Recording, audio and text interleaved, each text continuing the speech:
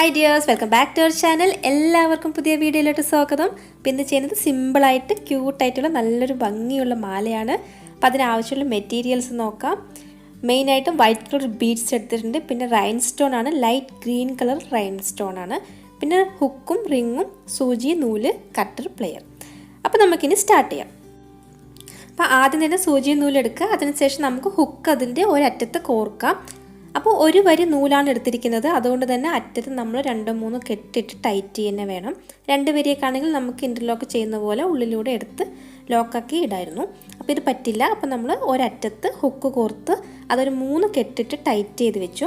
അതിനുശേഷം മുത്ത് കോർക്കുകയാണ്. ആദ്യം തന്നെ 10 ബീഡ്സാണ് കോർക്കുന്നത്. ഒരു 6 mm സൈസൊക്കെ വരുന്ന മുത്താണ് ഇവിടെ എടുത്തിരിക്കുന്നത്.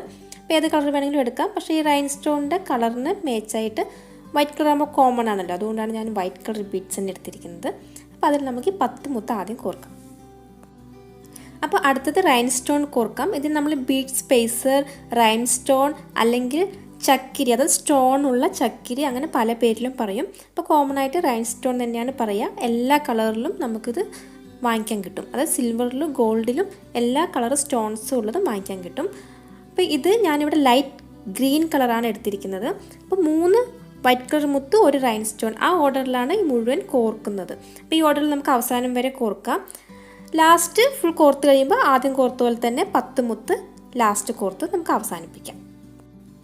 അപ്പോൾ ഇവിടെ റൈൻസ്റ്റോണിൻ്റെ ഇടയിൽ നമ്മൾ 3 മുത്ത് വെച്ചിട്ടാണ് കോർത്തിരിക്കുന്നത്.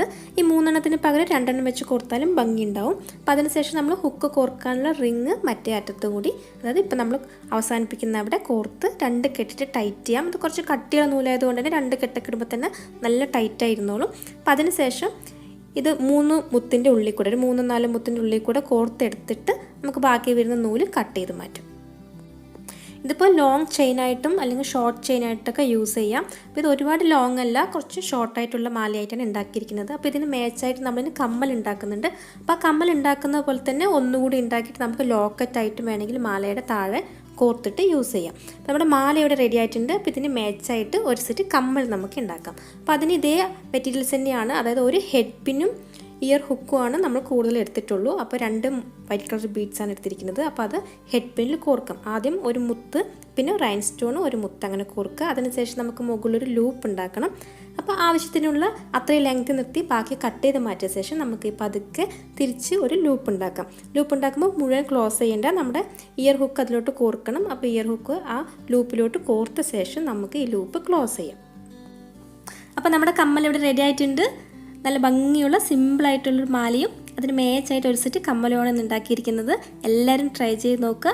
ആർക്കും ഈസി ആയിട്ട് ഉണ്ടാക്കാൻ പറ്റുന്ന നല്ല ഭംഗിയുള്ള ക്യൂട്ടായിട്ടുള്ള ഒരു സെറ്റ് മാലയും കമ്മലുമാണ്.